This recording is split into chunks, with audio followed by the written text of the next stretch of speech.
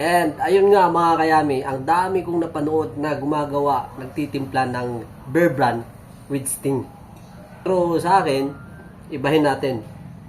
Gamit tayo ng condense tsaka Sting. Try natin kung ano lasa.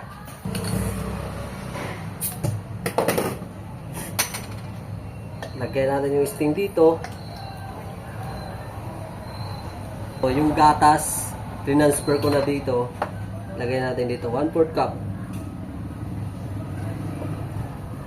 Okay? Tapos mikos-mikos natin. Parang watermelon ng kulay. Patay baso.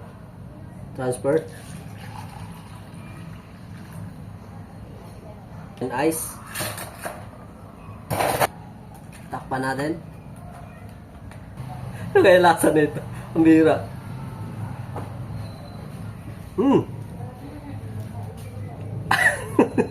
Sting pa din. Medyo sumubra yung tamis natin dahil nga matamis na yung Sting tapos nilagyan pa natin ng gatas.